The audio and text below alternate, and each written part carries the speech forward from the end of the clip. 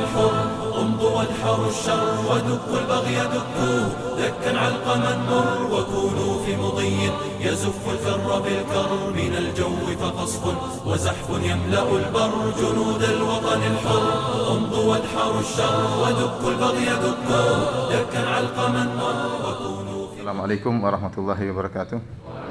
Allahumma salli alaihi wa ala alihi wa ashabihi wa ikhwani. Para hadirin dan hadirat yang dirahmati oleh Allah Subhanahu wa taala. Alhamdulillah, puji dan syukur senantiasa kita panjatkan kepada Allah Subhanahu wa taala yang masih memberikan kita kesempatan untuk bisa sujud, untuk bisa beristighfar dan bisa salat subuh berjamaah. Semoga salat subuh kita diterima oleh Allah Subhanahu wa taala. Rasulullah SAW bersabda, "Man shallal fajr fa huwa fi dhimmatillah." Barang siapa yang salat subuh, dalam riwayat fi jamaah, dalam salat berjamaah, maka dia di bawah lindungan Allah Subhanahu wa taala. Salawat dan salam tercurahkan selalu kepada junjungan kita Nabi Muhammad sallallahu alaihi wasallam, juga kepada keluarganya serta seluruh sahabat beliau tanpa terkecuali. Pada kesempatan subuh hari ini, insyaallah kita akan berbicara tentang pesona surga ya, dalam rangka untuk memotivasi kita untuk beramal saleh.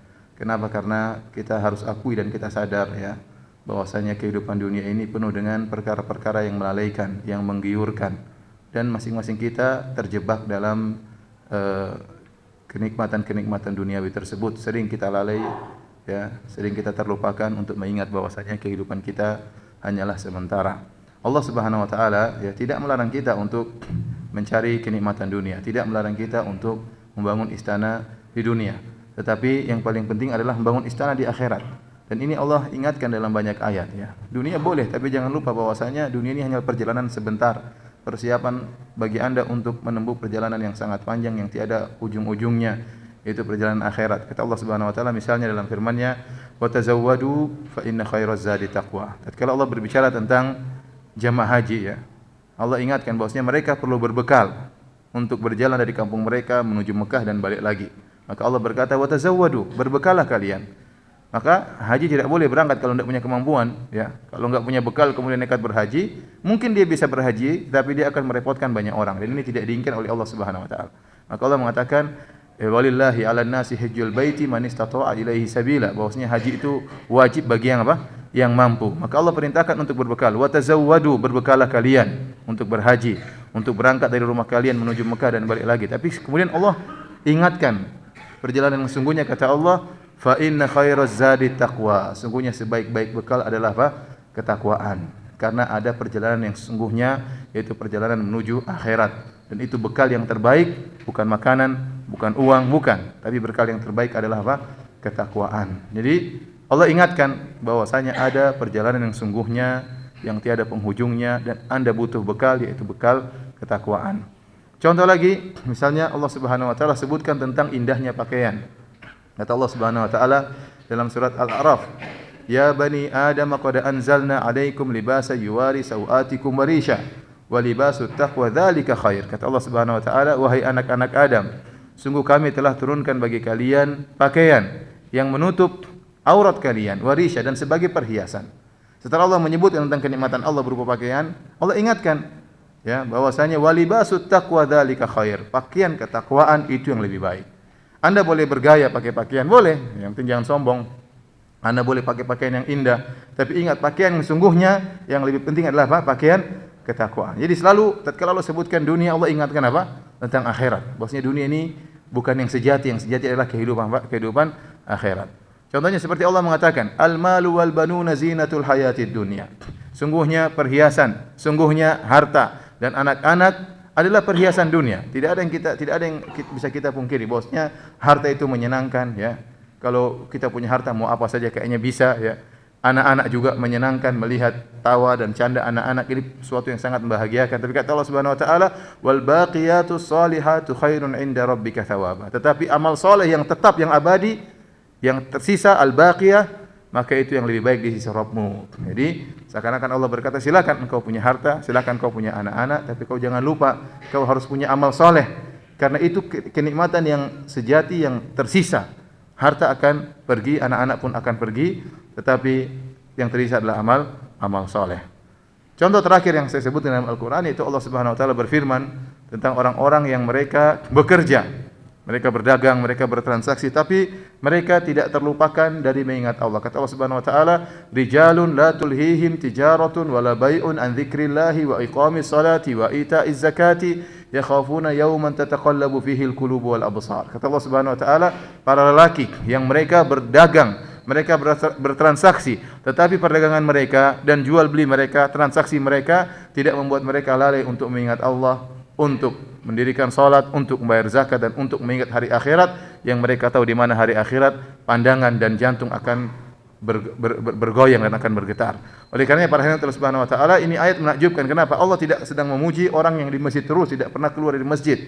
Bukan itu yang Allah ingin cari, karena seorang lelaki dia punya kewajiban mencari nafkah, dia punya kewajiban untuk memberi makan kepada anak istrinya. Tetapi yang menakjubkan yang Allah puji, mereka bekerja mencari dunia, tapi dunia tersebut tidak membuat mereka lalai untuk apa? Ingat Allah Subhanahu wa taala, untuk salat, untuk bayar zakat dan untuk mengingat hari akhirat.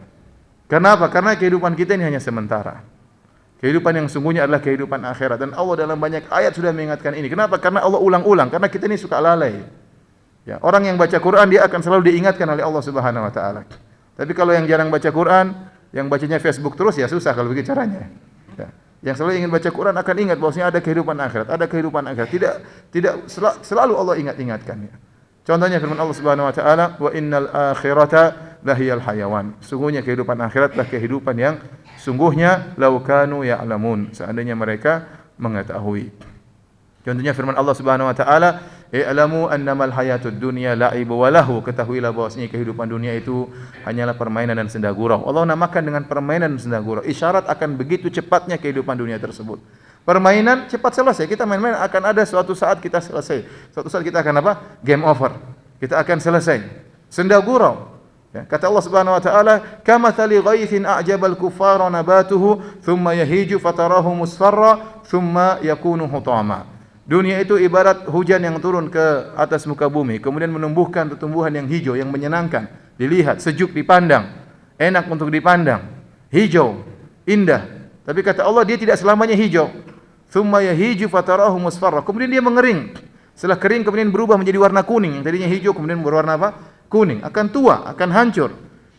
Tsumma yakunu hutama, kemudian hancur. Ditiup angin, selesailah kehidupan dunia tersebut. Memang indah tapi hanya sementara, ibarat rumput-rumput hijau yang tidak lama lagi akan menguning, kemudian hancur, kemudian diterpa dengan angin. Sama kehidupan kita.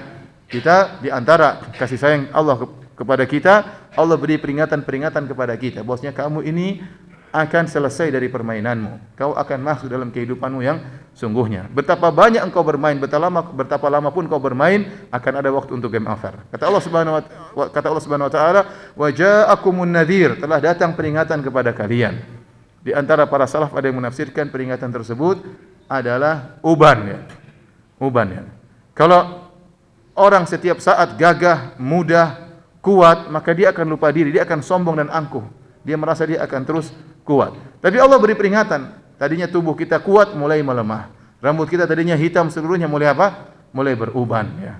Lihat di kaca, ternyata sudah mulai uban. Peringatan bahwasanya kau akan tua, ya. Ya, kau akan mencapai top. Kata saya kemarin ke seorang orang Irian, bilang apa? Kau sudah sampai kepada top. Top itu apa katanya? Tua ompong peot katanya. Kau akan sampai top suatu saat katanya.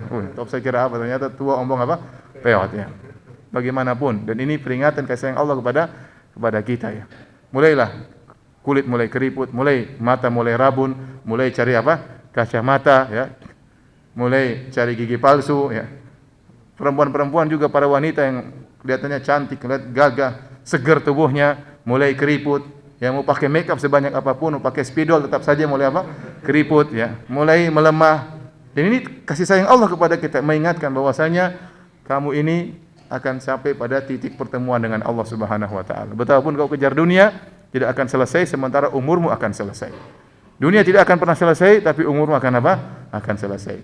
Oleh karena para hadirin dan hadirat yang Allah Subhanahu wa taala, pada kesempatan yang bahagia ini kita sama-sama saling mengingatkan tentang kehidupan kita yang sungguhnya, yaitu di akhirat kelak. Dan kita berharap Allah Subhanahu wa taala masukkan kita seluruhnya ke dalam surga Allah Subhanahu wa taala. Maka dalam kesempatan kali ini kita akan menyebutkan tentang pesona surga dalam rangka agar memotivasi kita agar kita tetap semangat untuk beramal soleh, tidak terpedaya dengan keindahan dunia yang selalu menipu dan melalaikan.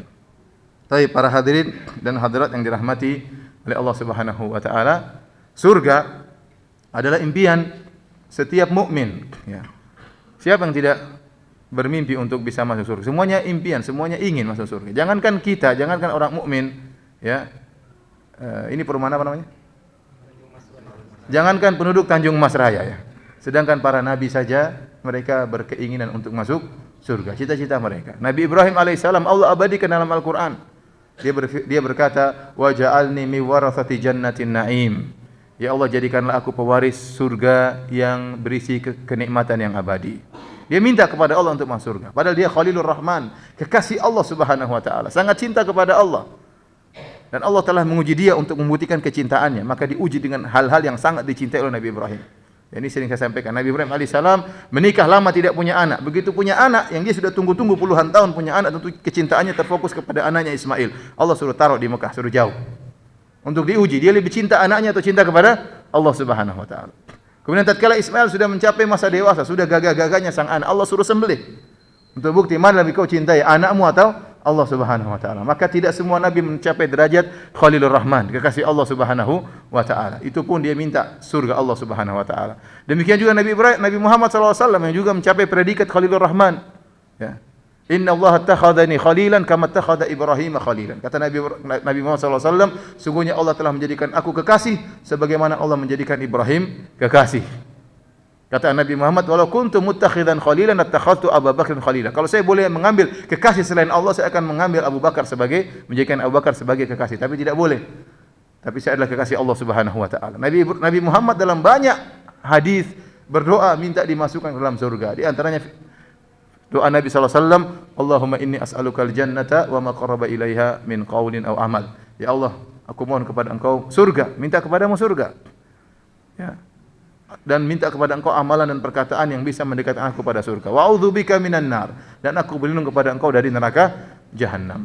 Suatu hari Nabi sallallahu alaihi wasallam bersama Muaz bin Jabal bertemu dengan seorang sahabat. Rasulullah SAW bertanya, "Apa yang kau minta? Doa apa yang kau ucapkan?" Nabi bertanya kepada sahabat. Maka sahabat ini berkata, "Ama ini la uhsinu dandanataka wala dandanata Mu'ad, walakinni as'alullah al-jannah wa a'udzu bihi minan nar." Wahai Rasulullah, saya tidak pandai mengungkapkan doa saya sebagaimana ungkapan engkau dan Mu'ad. Dia tidak pandai menyusun kata-kata. Saya tidak pandai mengucapkan seperti perkataan wahai Rasulullah dan wahai Mu'ad bin Jabal. Tetapi intinya permohonan saya minta kepada Allah surga dan saya minta dijauhkan dari neraka jahanam. Apa kata Nabi sallallahu alaihi wasallam? Haulahanu dandin. Saya dan Mu'ad juga doa kami itu aja putarannya, minta surga, dijauhkan dari apa? Neraka jahanam. Ini permintaan para nabi dan permintaan orang-orang soleh. Oleh karena Allah abadikan contohnya dalam Al-Quran. Contohnya perkataan Asiyah istrinya Fir'aun. Dia berdoa, "Idh qalat rabbi binili indaka baitan fil jannah." Tatkala istrinya Fir'aun berkata, "Ya Rabbku, anugerahkanlah kepadaku, bangunkanlah bagiku istana di surga." Dia minta di surga, minta surga. Demikian juga Allah sebutkan tentang ibadur Rahman, hamba-hamba yang masuk surga. Apa di antara sifat-sifat mereka? Walladzina yaquluna rabbana srif 'anna adzaba jahannama inna adzabaha kana gharama. Innaha sa'at mustaqarra wa muqama. Mereka berkata, dan orang yang berkata, "Ya Rabb kami, palingkanlah kami dari neraka jahanam. Sungguh neraka jahanam azabnya adalah abadi, dan sungguh neraka jahanam adalah seburuk-buruk tempat kembali, tempat untuk didiami dan tempat untuk menetap." Ya. Jadi mereka ini orang saleh Allah abadikan dalam Al-Qur'an, mereka minta surga dan dijauhkan dari neraka jahanam. Maka jangan dengar perkataan sebagian orang yang mengatakan tidak boleh kita beribadah kepada Allah kecuali hanya karena cinta kepada Allah. Barang siapa beribadah kepada Allah cari surga takut neraka, ini ibadahnya orang rendahan, orang-orang para pedagang. Ini enggak benar. Kamu lebih cinta kepada Allah atau Nabi Ibrahim alaihissalam? Kau lebih cinta kepada Allah atau Nabi Muhammad sallallahu alaihi wasallam? Dia ngomong kosong, mana bukti cinta melihat Nabi Ibrahim alaihissalam? Disuruh sembelih anaknya, dia sembelih. Dan dia minta surga kepada Allah Subhanahu wa taala. Dan Nabi Muhammad sallallahu alaihi wasallam mana yang lebih cinta kepada Allah Nabi Muhammad sallallahu alaihi wasallam? Nabi Muhammad minta surga. Bahkan Rasulullah SAW suruh kita minta surga. Kata Rasulullah SAW, "Idza sa'altumullaha fas'aluhu firdaus, fa innahu a'lal jannah." Kalau kalian minta kepada Allah, mintalah surga Firdaus, karena sungguhnya itulah surga yang tertinggi. Rasulullah SAW mengajarkan kita untuk memiliki cita-cita yang tinggi. Kalau minta, jangan tanggung-tanggung. Jangan bilang, "Ya Allah, saya minta masuk surga meskipun surga yang paling bawah." Jangan. Rasulullah mengatakan minta surga yang paling apa? yang paling tinggi. Sebenarnya mengatakan, saya tidak mampu masuk surga karena amal saya tidak ada, ya Allah, meskipun hanya di pelataran tidak apa-apa. Jangan di pelataran, kalau tidak kabulkan, saat ini tidak dikabulkan langsung neraka jahanam. Tapi kalau surga paling atas tidak kabulkan, paling jatuh 2 tingkat, 3 tingkat, enggak jadi masalah. Minta yang tinggi-tinggi. Saya tidak pede ya Ustaz. Ente minta dengan tulus, nanti Allah akan siapkan diri ente untuk ke sana. Tapi kalau ente mintanya malu-malu, ya repot kalau seperti itu. Minta dengan tulus, berharap dengan tulus, maka Allah akan siapkan Anda untuk ke sana. Ya, kalau tidak mungkin, ngapain Rasulullah SAW suruh kita minta? Rasulullah SAW suruh kita minta untuk surga yang tinggi, berarti mungkin kita sampai ke sana. Tapi memang ujiannya berat. Ujiannya berat ya. Ya kalau tidak dikabulkan ya turun di tingkat kedua, ketiga, nggak jadi masalah. Jangan sampai di pelataran kemudian kepleset jatuh ke neraka jahanam. Tapi para hadirin Allah Subhanahu wa taala, jadi surga adalah impian setiap orang. Kenapa? Karena surga adalah kehidupan, kenikmatan yang abadi selama-lamanya. Kenikmatan yang selama-lamanya. Orang kalau sudah masuk surga, dia pasti akan bahagia. Nikmat apa kata Nabi SAW ya dalam hadis, wa yunadi munadin. Kalau orang sudah masuk surga, maka ada yang menyeru dengan berkata, innalakum fiha an tahya wa fala tamutu abada. Kalau kalian sudah masuk surga, kalian akan hidup selamanya dan tidak akan mati selama-lamanya. Wa antashibbu fala tahramu abada. Kalian akan senantiasa muda. Ya, penghuni surga umurnya 33 tahun ya. Tidak ada yang peot ya, semuanya 33 tahun. Fala tahramu abada. Kalian tidak akan tua selama-lamanya. Wa antasihhu fala tasqamu abada. Kalian akan sehat terus. Tidak akan pernah sakit kalau di surga. Ya. Wa antan'amu wala tab'asu abada, dan kalian akan senantiasa bahagia dan tidak akan pernah sengsara selama-lamanya. Ini siapa yang tidak ingin seperti ini? Masuk surga muda terus, umur 33 tahun. Tinggi seperti tinggi nenek moyang kita Nabi Adam, yaitu 60 hasta. Kira-kira 60 hasta, kira-kira kalau satu hasta segini, kira-kira 30 meter tingginya. Jadi yang pendek-pendek jangan bersedia. Nanti kalau mau surga tingginya seperti tinggi Nabi Adam. Muda terus, sehat terus, tidak pernah sakit. Ya. Tidak pernah sakit perut, tidak pernah mencret, ya. Tidak pernah demam. Saya sekarang lagi bisulan, tidak pernah bisulan ya. Sehat terus. Apa lagi yang kurang? Nikmat luar. Siapa tidak ingin seperti ini? Kenapa tidak kita impikan? Harus impikan seperti ini. Kenapa Allah sebutkan dalam Al-Quran banyak surga? Supaya ente bermimpi supaya bisa masuk surga, supaya ente kuat menghadapi ujian dunia. Kalau tidak diiming-iming surga, terkadang kita lemah. Tidak disebutkan bidadari, tidak disebutkan nikmat surga. Terkadang baru dikasih uang untuk korupsi sedikit, itu sudah ambil. Tapi kalau kita ingat ada surga, kita takut. Jangan sampai kita ngambil ini harta yang haram, kemudian surga lewat, tidak kita dapatkan. Oleh karena Allah Subhanahu wa taala ya akan muda terus, akan sehat terus, tidak pernah sakit selama-lamanya. Tidak akan pernah tua selama-lamanya, muda terus. Tidak akan pernah sedih, senang selalu. Kata Nabi SAW, wa antan'amu wa la tab'asu abadan. Kalian akan senang terus, bahagia, tidak pernah kesusahan sama sekali. Ya. Makanya, ya, waktu Allah Subhanahu wa taala memasukkan Adam dalam surga, kata Allah Subhanahu wa taala, inna laka fiha alla taju'a wa la ta'ra, wa annaka la tazma'u fiha wa la tadha. Wahai Adam, ya, kalau kau masuk surga, kau tidak akan lapar selama-lamanya. Di surga enggak ada rasa lapar. Lapar itu kekurangan. Di surga orang makan bukan karena lapar, tapi karena berlezat-lezat, tidak ada lapar selamanya. Dan kau tidak akan telanjang, dan kau tidak akan kehausan, dan kau tidak akan kepanasan. Tidak namanya kepanasan, sejuk terus. Tidak namanya gerah, itu enggak ada di surga. Pokoknya enak, enggak ada susah. Ya, kemudian apa? Akan tidak pernah merasa haus selama-lamanya. Kemudian Allah Subhanahu wa taala sebutkan tentang masalah dunia, ya. Kata Allah Subhanahu wa taala, "Inna hadza aduwwun laka wa li zawjika fala yukhrijannakuma minal jannati fatashqa." Wahai Adam, ingat iblis ini adalah musuhmu dan musuh istrimu. Jangan sekali-sekali dia mengeluarkan kalian berdua dari surga, fatashqa. Kalau kau turun ke dunia maka kau akan susah. Di dunia memang seperti itu susah. Tidak ada yang mudah, semuanya susah ya. Mau beli mobil harus kerja dulu, pokoknya harus kerja. Mau punya rumah apalagi perlu perjuangan. Mau kawin aja perlu perjuangan, harus kumpulkan uang untuk mahar, ya, apalagi kalau orang Bugis ya, ada namanya uang naik. Uang naik itu buat apa? Buat mertua. Mahar lain lagi. Ya, mahal, terkadang uang naiknya lebih mahal daripada apa? Maharnya. Kalau saya orang Bugis ya. Tapi kalau orang Jawa naik turun gratis, alhamdulillah. Makanya tidak ada kenikmatan yang kita peroleh dengan gampang di sini. Semuanya perlu apa? Perjuangan. Dan kata Allah Subhanahu wa taala tentang penghuni surga, udkhulul jannata la khaufun alaikum wa la antum tahzanun. Masuklah kalian ke dalam surga, tidak ada kesedihan, tidak ada kekhawatiran. Surga tidak ada kekhawatiran, tidak ada kesedihan. Dunia, ente kaya apapun, ente sehebat apapun, jabatan ente setinggi apapun, pasti pernah khawatir, pasti pernah sedih. Mau bilang raja paling top di dunia siapa? Apa dia enggak pernah takut? Dia pernah takut. Dia pernah khawatir, dia pernah sedih, dia pernah sakit. Tidak ada kenikmatan yang murni, pasti terkontaminasi dengan kesulitan, kesedihan dan kekhawatiran. Itulah kenikmatan dunia. Mau bicara presiden lebih sedih lagi kalau kita ada dia. Ya, dicaci maki orang, direndah-rendahin orang. Ada yang muji tapi yang caci maki juga banyak. Lihat ada kekacauan, stres, pusing, macam-macam, emang gampang. Ya. Tidak ada kenikmatan yang sempurna di dunia ini. Pasti ada. Antum lihat raja, apakah presiden, apakah jenderal, pejabat tidak pernah sakit perut, dia pasti pernah mencret juga. Bagaimanapun dia bagaimanapun dia hebatnya, dia pasti pernah mengalami kesulitan, rasa sakit dan macam-macamnya.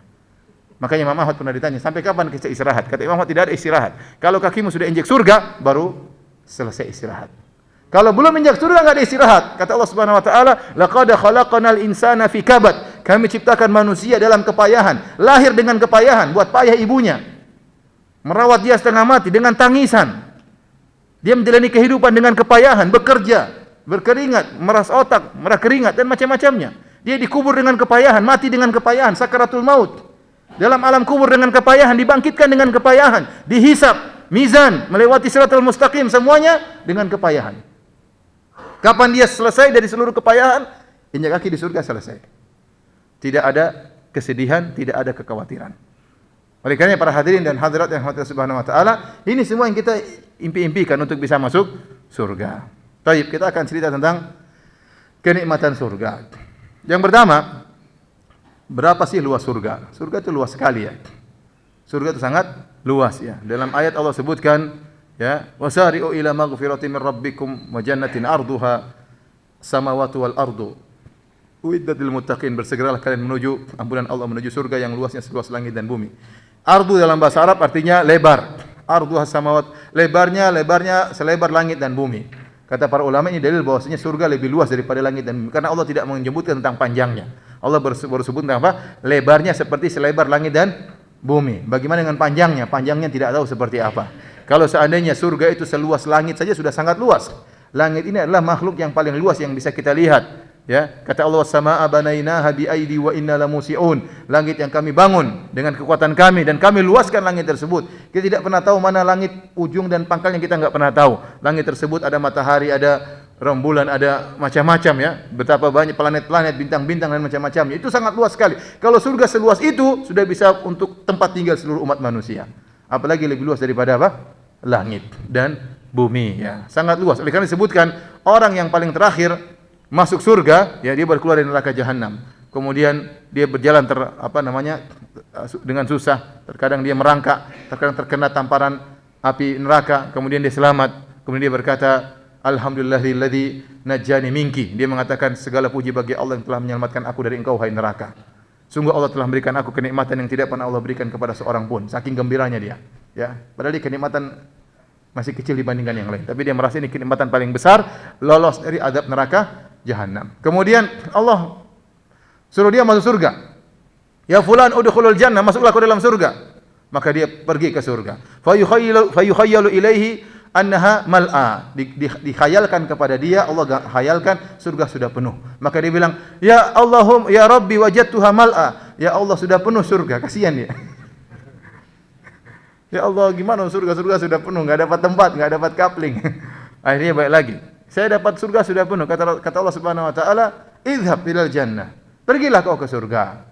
Maka akhirnya dia masuk dalam surga. Setelah itu Allah Subhanahu wa taala mengatakan ya bahwasanya fa inna laka mithla dunya wa asyratu amsalihha. Bagimu surga kaplinganmu seluas bumi dan 10 kali lipatnya.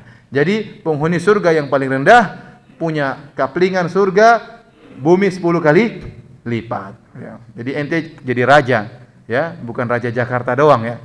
Ini raja bumi 10 kali lipat. Ini penghuni surga yang paling rendah ya. Belum isi surga luar biasa ya.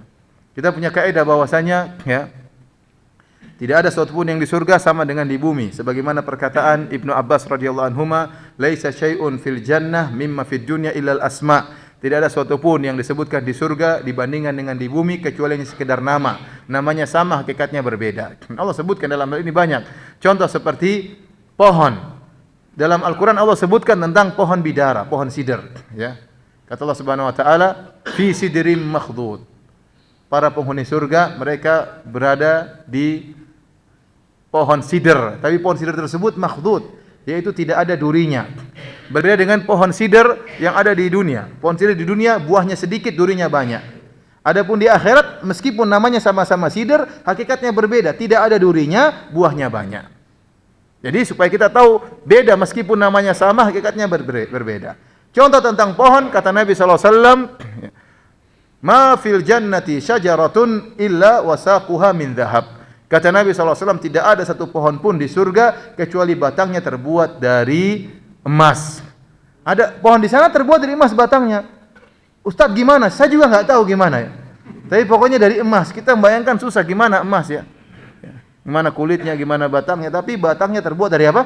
Emas. Supaya ente tahu bahwasanya meskipun namanya sama-sama pohon, maka tidak sama. Makanya sebagian orang liberal dia ngejek Al-Quran. Dia bilang, Al-Quran itu turun untuk cocok dengan orang-orang Arab Badui. Makanya disebutkan tentang taman. Taman kan nggak menarik, cuma karena di zaman itu apa yang di gurun pasir, makanya disebutkan apa? Taman-taman. Dia kira taman seperti Taman Bogor mungkin di mana? Orang saja sekarang di zaman modern masih pergi ke Taman Bogor, itu tidak? Orang saja zaman modern yang tinggal di Jakarta masih pingin pergi ke mana? Ke kebun-kebun, ke taman-taman indah. Ya. Apalagi mau dibandingkan dengan ini, taman surga tidak sama dengan apa? Taman di dunia. Dia bayangkan, makanya dia ngejek Al-Quran. Ya. Namanya boleh sama-sama taman, tapi isinya beda ente. Terus ente bilang Al-Quran ini cocoknya buat orang Arab Badui dulu, sekarang itu maksudnya lain, harus dirubah dan macam-macamnya, ini kekufuran. Ya. Tapi para hadirin dan hadirat yang dirahmati Allah Subhanahu Wa Taala, jadi nama-nama samanya pohon, sama-sama namanya pohon, tapi berbeda. Contohnya Allah Subhanahu Wa Taala sebutkan tentang sungai. Sungai di dunia kita tahu ya kayak apa, sungai Ciliwung, sungai macam-macam ya. Sungai di akhirat tidak, kata Allah Subhanahu wa taala, "Matsalul jannati allati wa'idal muttaqun." Perumpamaan surga yang disiapkan oleh Allah untuk orang yang bertakwa. Fiha anharun min ma'in ghairi asin. Situ ada sungai-sungai yang airnya segar, tidak pernah berubah kesegarannya. Wa anharun min labanin lam yataghayyar ta'mu. Ada sungai-sungai isinya adalah susu yang tidak pernah berubah rasanya. Susu di dunia kalau kita biarkan lama dia akan kecut rasanya dan akan menggumpal. Ya. Beda kalau susu di akhirat. Sungai isinya susu. Ya. Antum kalau mandi susu mahal pasti ya. Ini sungai isinya apa? Susu, gratis, ente yang nyelam situ, loncat-loncat situ enggak jadi masalah. Tidak pernah berubah rasanya. Ya. Susunya pun tidak sama dengan susu di dunia. Kemudian apa? Wa anharun min khamrin ladzatil lisyaribin. Sungai-sungai isinya khamar. Kalau bir di dunia bikin pusing kepala, bikin teler, bikin mabuk ya, sakit perut. Jadi kayak orang gila, di surga tidak. Khamrin ladzatil lisyaribin. Lezat tapi tidak bikin mabuk ya. Tidak bikin mabuk. Ente berenang sambil minum khamar enggak apa-apa. Ikan-ikan juga tidak mabuk di situ. Jadi apa namanya, berenang seenaknya. Sungai isinya khamar. Wa anharun min asalin musaffa. Sungai-sungai isinya dari madu yang murni. Maka tidak mungkin kita bayangkan sungai di surga sama dengan sungai di bumi ya. Bahkan dalam riwayat anharun tajri min ghairi ukhdud. Sungai-sungai mengalir tanpa ada lubangnya. Jadi sungai yang mengalir di atas. Tidak ada apa? Lubangnya. Kok bisa? Mudah bagi Allah Subhanahu wa taala. Allah sebutkan orang kafir nanti kalau dibangkitkan ya, mereka berjalan di atas apa? Di atas wajah mereka, bukan dengan kaki. Ya. Ala wujuhihim, kata Allah, mereka dibangkitkan berjalan di atas wajahnya. Sampai ada sahabat bertanya, "Ya Rasulullah, bagaimana bisa orang dibangkitkan bukan di atas kaki di hari kiamat, jalan dengan wajahnya?" Kata Nabi SAW dengan gampangnya, "Alaisa alladhi amshahu fid dunya ala rijlaihi qadiran ala an yumshihi ala wajhihi?" Bukankah Allah yang buat mereka bisa jalan di atas dengan kedua kaki, mampu untuk buat dia jalan di atas kepalanya? Mudah bagi Allah Subhanahu wa taala. Dibalikkan oleh Allah Subhanahu wa taala. Semuanya mudah, kun fayakun, mudah bagi Allah Subhanahu wa taala. Kita bicara tentang sungai-sungai. Belum lagi kalau kita bicara tentang tadi buah-buahan. Buah-buahan ya, kalau di dunia kita hanya bisa makan pada musimnya. Di akhirat setiap saat ada. Kata Allah Subhanahu wa taala, "Ukuluha daimun." Buah-buahnya ada terus, tiada henti-hentinya. La maqtu'atin wala mamnu'ah. Kata Allah tidak pernah terputus. Wa fakihatin katsirah. Buah-buahan yang banyak jumlahnya, la maqtu'atin tidak pernah terputus, ada terus. Wala mamnu'ah dan tidak pernah terhalangi. Mudah untuk diraih. Ya. Makanya Allah mengatakan kutufu hadaniyah, buah-buahannya rendah, tidak perlu kita manjat. Di sana enggak ada manjat pohon ya. Jadi buah-buahnya langsung datang, tinggal kita petik, enggak ada durian jatuh di sana ya. Di sini kita mau ambil sesuatu harus manjat. Cari sesuatu harus apa? Nunggu musimnya ya. Saya pernah pergi ke suatu daerah di Sumatera, mereka bilang, "Ustaz, di sini durian enak sekali." Lezat sekali, beda dengan yang di Jawa. Oh ya ada enggak? Tapi belum musim, Ustaz. Belum musim ngapain bilang-bilang? Habis itu, belum musim. Maksudnya dia ngomong lagi, "Di sini duku juga enak, Ustaz." Saya pikir ada. Iya, cari duku. Iya, tapi belum musim juga. Itu ngapain bilang lagi? Sudah semuanya belum musim, enggak usah dibilang ya. Jadi susah. Kenikmatan tersebut ada waktunya, tidak ada. Ada tidak selalu tersedia. Di surga kenikmatan ada terus, mudah diraih. Tidak ada rasa letih. Di surga tidak ada letih. Mau apa saja dilayani. Ente di sini mau minum butuh usaha. Harus apa? Harus jalan, mungkin nindis dispenser, intinya harus nungguin gitu. Di surga enggak ada. Kata Allah Subhanahu wa taala, "Yatufu 'alaihim wildanu mukhalladun bi aqwabi wa abariqa wa ka'sin min ma'in."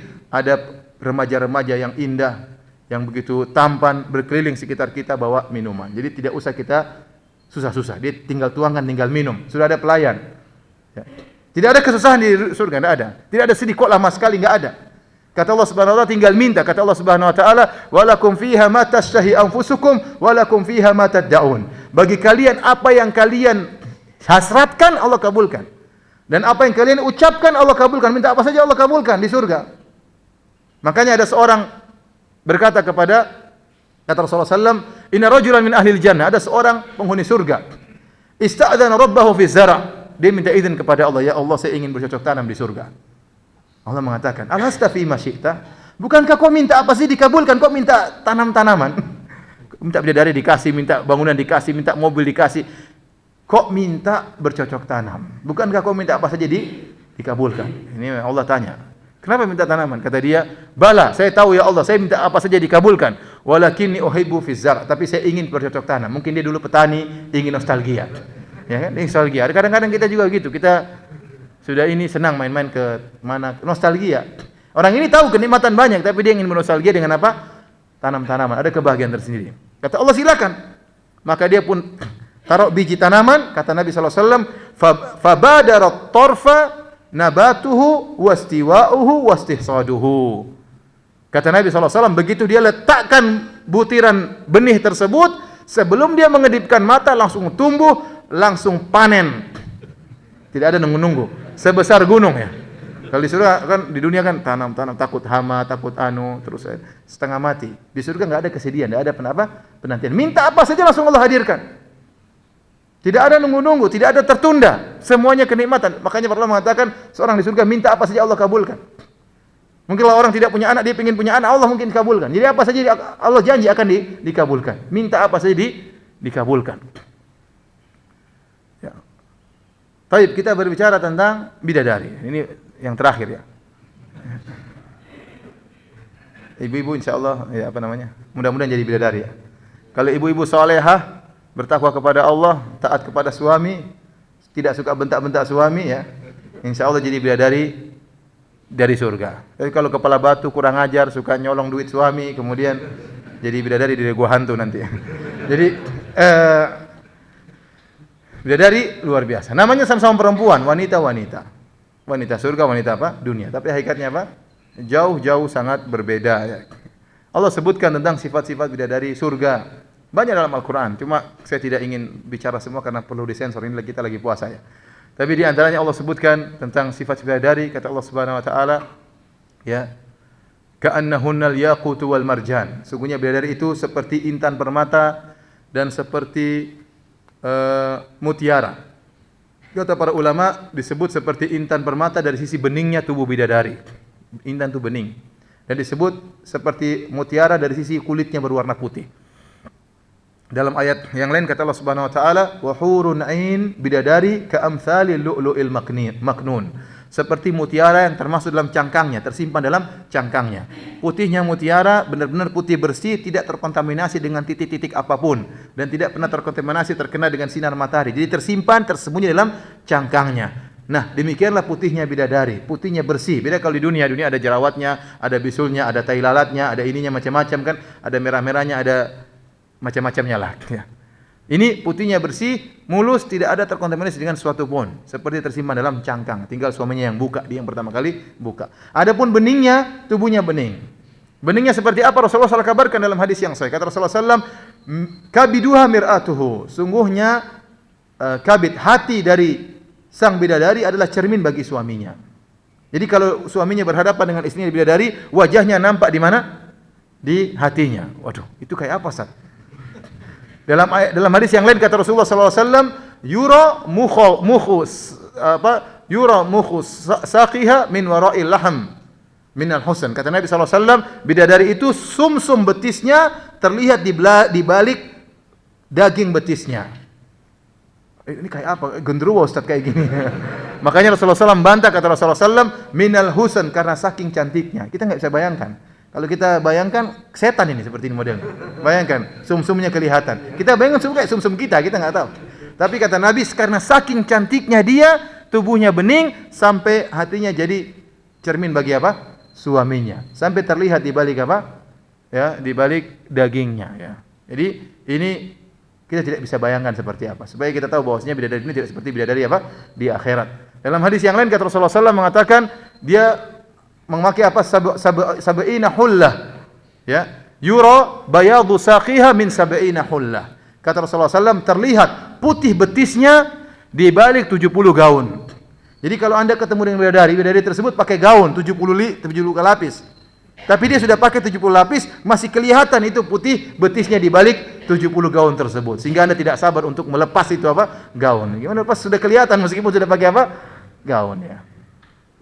Ya, luar biasa. Ada yang masuk, misalnya Pak Ijo masuk ke surga, tahu-tahu sudah 70 bidadari tunggu. Woi Pak Ijo, saya dulu, yang lainnya saya dulu. 70 bidadari menanti. Jadi ini wanita tidak sama dengan wanita apa? Dunia. Ya.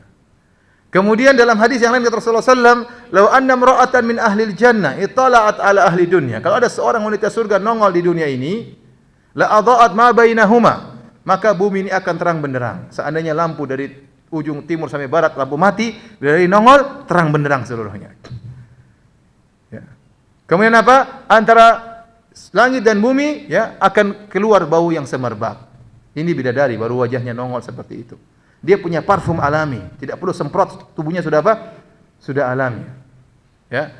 Tubuhnya harum dan bercahaya. Kemudian kata Nabi SAW, wala nasifuha ala ra'siha khairum minad dunya wa ma fiha. Dan kerudung yang ada di atas kepalanya lebih baik daripada dunia dan seisinya. Ini baru kerudungnya, belum apa? Belum bibirnya. Jadi kerudungnya lebih baik daripada dunia dan apa? Seisinya.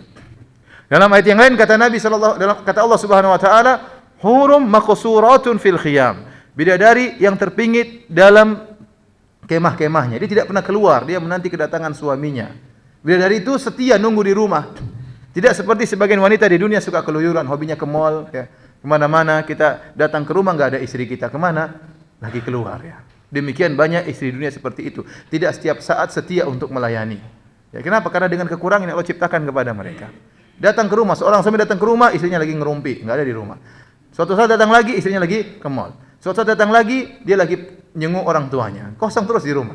Suatu saat datang lagi, dia lagi sakit. Ada di rumah tapi nggak bisa ngelayani, lagi sakit. Suatu saat datang lagi di rumah, lagi haid, tidak bisa berhubungan. Sebentar datang lagi, nggak ada apa-apa, sehat walafiat, lagi nggak minat katanya. Adapun wanita di surga tidak ada seperti itu, semuanya setiap apa?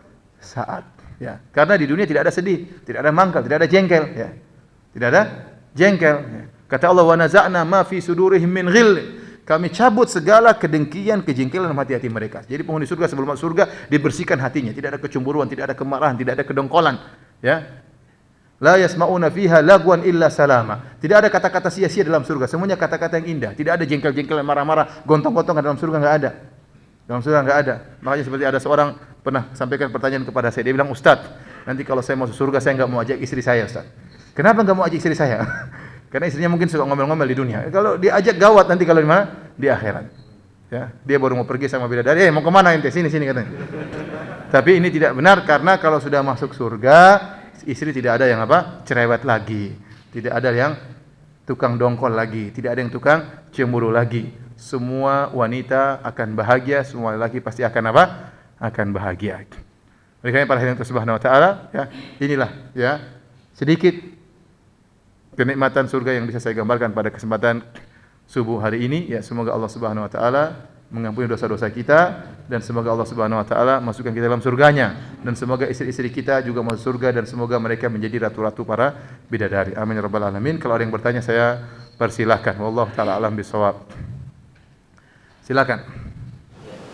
Dalam Al-Quran itu ada wa in minkum illa wariduha kana 'ala rabbika hatman maqdiyah. Apa semuanya itu masuk neraka? Tidak, waridu melewati. Warid tidak mesti dukhul. Jadi melewati, wa in minkum illa wariduha kana 'ala rabbika hatman maqdiyya thumma nunajjil ladzina taqaw wa nadharu adh-dhalimina fiha jithiya. Kata Allah Subhanahu wa taala, setiap kalian pasti akan melewati neraka. Kata banyak yang menafsirkan maksudnya adalah sirat. Karena setiap orang pasti akan melewati apa? Sirat, dan di bawah sirat ada neraka jahanam. Sirat adalah diletakkan alamat ini jahanam, di atas neraka jahanam. Barang siapa yang lewat lolos maka dia mau surga. Barang siapa yang terjatuh masuk neraka jahanam. Dan setiap kita siapapun dia pasti akan melewati sirat tersebut. Makanya para anbiya duduk dekat dengan sirat dan berkata, Allahumma sallim sallim. Mereka berdoa agar umatnya selamat dari sirat tersebut. Dan itu ujian yang terakhir. Kalau sudah lewat sudah masuk surga. Sehingga banyak yang terjatuh tatkala itu, masing-masing tergantung amalannya. Ada yang lewat seperti angin, ada yang lewat seperti kuda yang kencang, ada yang kesabat-sabat akhirnya lolos, ada yang terjatuh, dan banyak yang terjatuh. Jadi kata Allah, wa in minkum illa wariduha. Setiap kalian pasti ada yang pasti melewati sirat. Tapi yang bertakwa, kata Allah, thumma nunajjil ladzina taqaw. Kemudian kami selamatkan orang-orang yang bertakwa. Ada lagi yang bertanya? Ya. Jadi kata Ustaz, kalau udah lewat sirat itu akan masuk surga. Padahal kisah itu terjadi setelah sirat. Wallahu alam bisawab ya. Saya tidak tahu tentang hal tersebut ya. Apa setelah itu ada kisos antara sirat dengan surga ya, kisos dalam bentuk apa saya tidak tahu ya. Tapi kalau disebutkan tentang kebersihan hati, iya, setelah itu dibersihkan hati terlebih dahulu. Ya, saya tidak tahu persis, saya harus belajar lagi ya. Wallahu alam bisawab ya.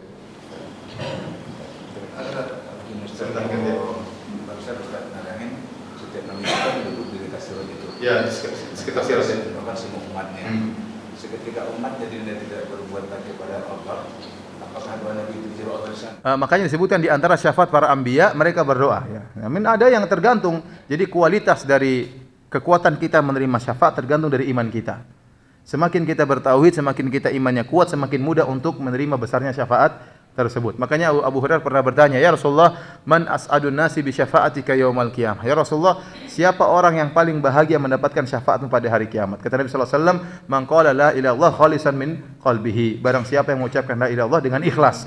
Jadi semakin orang kuat imannya, maka dia akan mudah mendapatkan syafaat tersebut. Ada yang tidak bisa dapat syafaat, tenggelam dalam neraka jahanam. Kenapa dia tidak berhak mendapatkan syafaat? Entah karena dosanya terlalu besar, entah dia melakukan kesyirikan dan macam-macamnya. Ya. Ya. Silakan. Di dalam Al-Quran selalu disebut bidadari. Jangan mungkin saya sendiri pun tahu. Dan pernah disebut perjaka tampan atau bidadari. Ya. Jadi Bapak ini dia punya tenggang rasa terhadap para wanita ya. Jadi memikirkan juga kaum wanita ya. Kenapa di surga hanya disebut bidadari, enggak ada bidadara ya? Tidak ada bidadara atau perjaka tampan dan yang lainnya ya. Yang jelas ya, yang saya perlu ingatkan bahwasanya di surga banyak kenikmatan. Di antara kenikmatan ya adalah kenikmatan berhubungan. Di dunia kenikmatan, di surga pun ada kenikmatan berhubungan. Dan ada kenikmatan-kenikmatan yang lain yang tidak bisa Allah sebutkan. Kenapa nalar kita enggak sampai?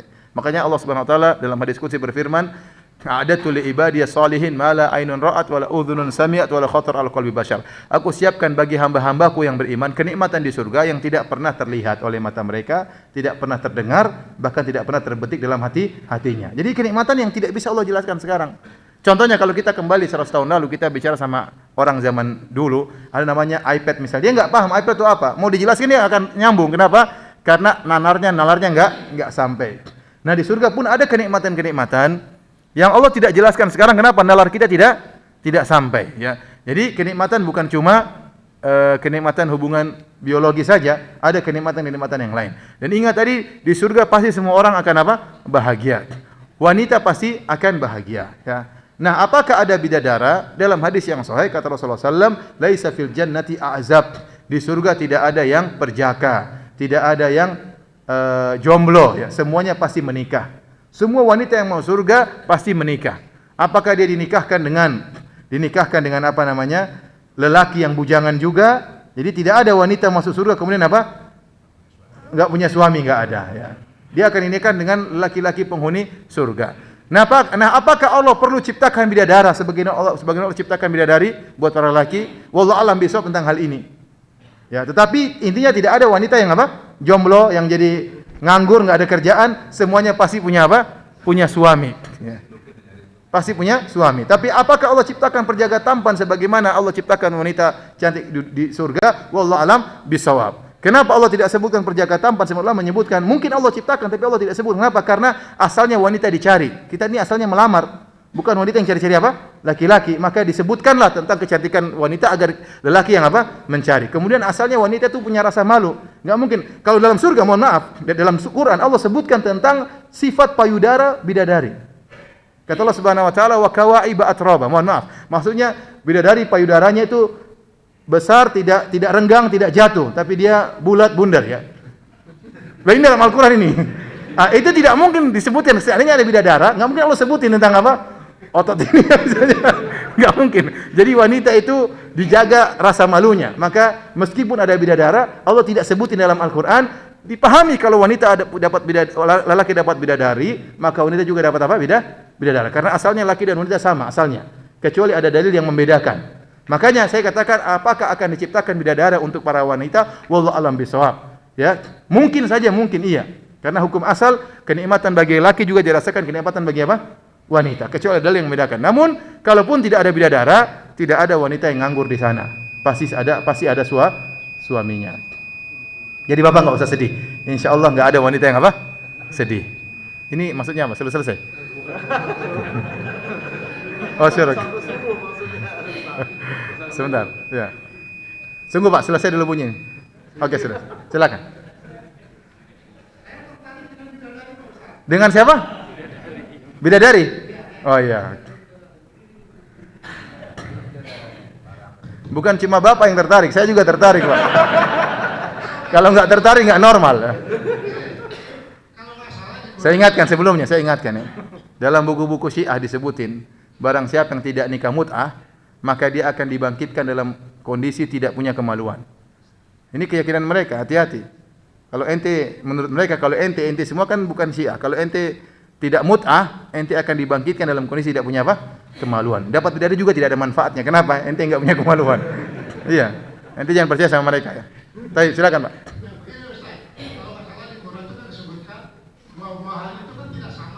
Ya. Iya. Misalnya buah durian, kalau surga Firdaus durian Medan, durian Paptok. Iya, iya. Surga yang lain mungkin durian Medan. Nah. Surga yang lain lagi mungkin durian lokal, Palung begitu. Yang sebenarnya kalau bidadari apakah ada klasifikasinya? Kalau Firdaus bis bebas. Kalau bis Indonesia, lagi bis Jakarta. Iya. Lagi bis Depok. Yang paling bawah Miss Papua. Jadi akhirnya Allah mengatakan Rasulullah SAW menyebutkan surga bertingkat-tingkat ya. Kata Allah dalam Al-Qur'an walikullin darajatun mimma amilu. Bagi masing-masing derajat sesuai dengan apa? Amalannya. Allah Maha Adil. Surga bertingkat-tingkat. Makanya Rasulullah SAW menyebutkan minta surga paling tinggi. Dan surga bertingkat-tingkat tentunya kenikmatan pun bertingkat-tingkat. Allah Maha Adil. Allah tidak akan samakan orang yang bersedekah cuma 5.000 dengan orang bersedekah dengan 5M misalnya. Tidak mungkin. Allah Maha Adil. Mana keadilan Allah Subhanahu wa taala? Allah tidak akan samakan orang berbakti dengan ibunya hanya artinya sesekali dengan yang terus berbakti kepada ibunya, yang berkorban untuk ibunya, tentu tidak sama di sisi Allah Subhanahu wa taala ya. Kata Allah Subhanahu wa taala, "Udkhulul jannata bima kuntum ta'malun." Masuklah kalian ke surga dengan sebab amalan kalian. Dengan sebab amalan tersebut membedakan antara derajat satu dengan derajat yang lain. Logikanya seperti itu ya.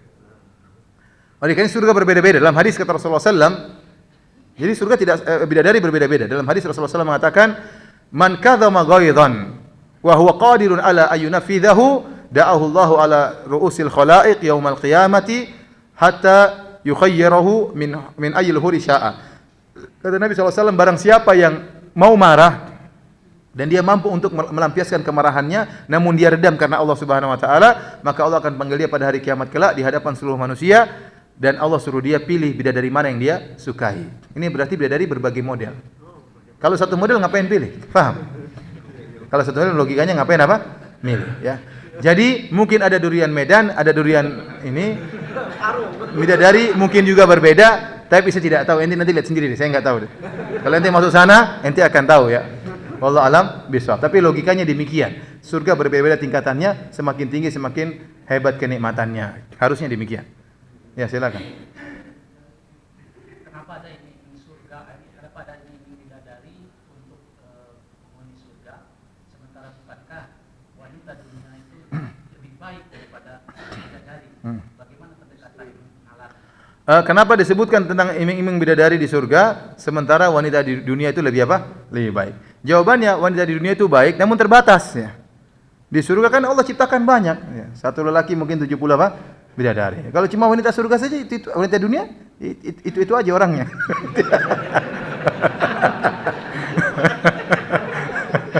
Tetapi para ulama telah menjelaskan, wanita dunia kalau masuk surga lebih baik daripada bidadari, dan wajahnya akan dimodifikasi oleh Allah Subhanahu wa taala. Semua jadi tampan, semua jadi apa? Cantik, ya. Jangan bilang, Ustaz, kalau istri saya bikin saja modelnya, saya enggak mau, Ustaz. Enggak. Allah akan jadikan dia jadi lebih cantik, ya. Makanya dirubah oleh Allah Subhanahu wa taala, tidak ada yang jelek di sana, tidak ada yang apa? Semuanya tampan, semuanya cantik. Tetapi kata para ulama akan tersisa raut-raut wajahnya. Antum lihat anak kecil umur 5 tahun, kalau udah gede ente masih ingat, ente yang dulu masih kecil. Meskipun sudah ada perubahan, tapi masih ada kita ingat ini si fulan, kita masih bisa bedakan. Tetapi sudah ada apa? Perubahan. Semuanya menjadi tampan, semuanya menjadi apa? Cantik. Bahkan wanita dunia lebih hebat daripada wanita apa? Bidadari. Ya. Insyaallah paham? Belum. Jadi laki-laki Karena begini, kenapa nggak diiming langsung aja bahwa wanita dunia yang jadi iming-iming, kenapa harus bidadari dulu?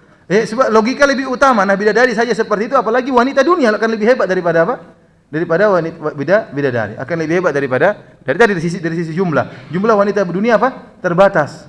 Sementara Allah ingin berikan kenikmatan yang begitu banyak kepada lelaki. Maka Allah sediakan bidadari yang lain, ya. Ya. Allah alam. Terus.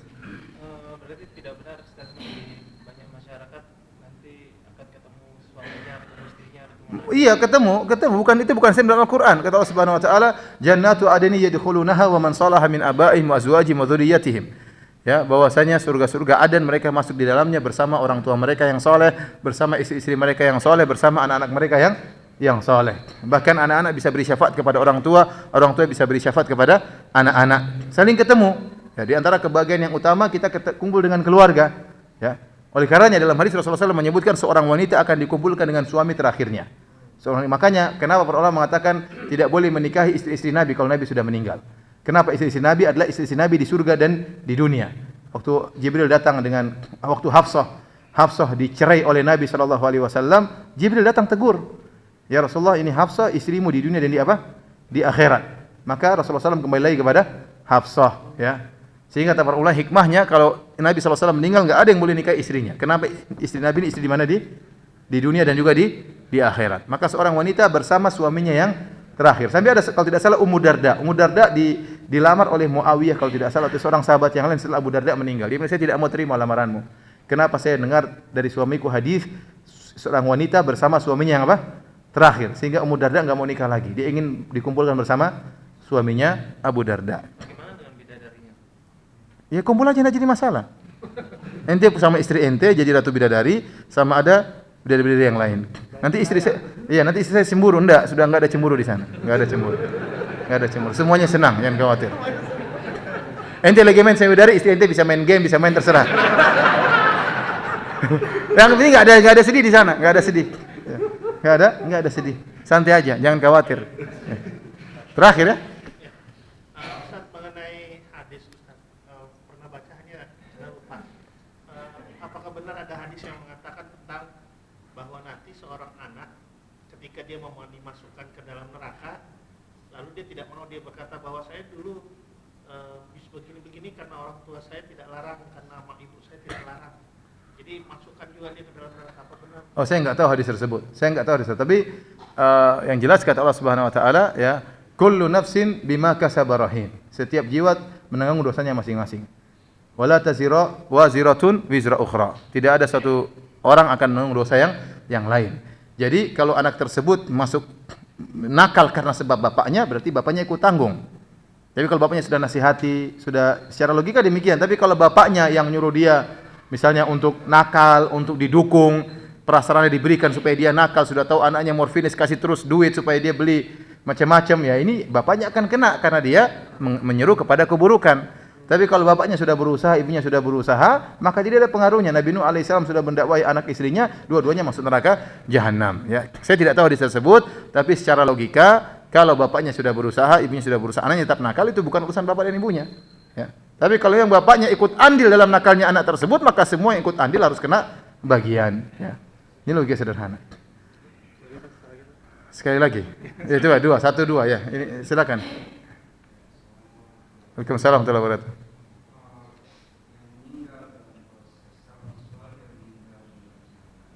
Yang meninggal apa?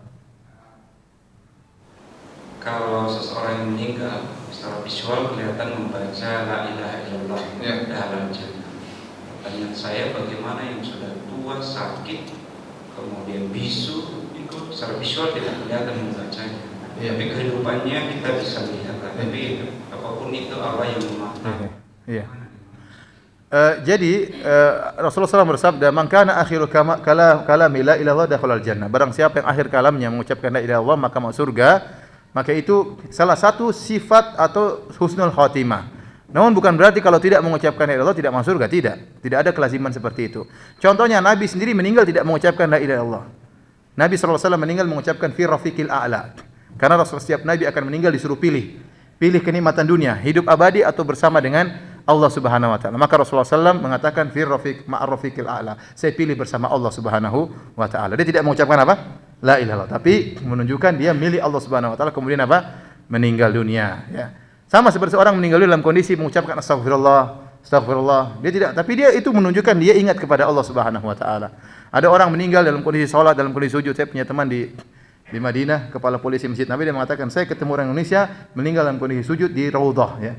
Ya ini luar biasa, ya. Ada orang mungkin tua tidak bisa, dia bisu tidak bisa ngomong, tapi dia meninggal dalam kondisi baik, insya Allah itu husnul apa? Husnul khatimah. Apa maksudnya husnul khatimah? Meninggal dalam ketaatan kepada Allah. Entah dia mengucapkan la ilaha illallah, entah dia sedang berzikir, entah dia sedang mau pergi pengajian ketabrak mobil, dia sedang mau pergi pengajian. Ada yang naik haji, ada sahabat yang meninggal keinjak apa?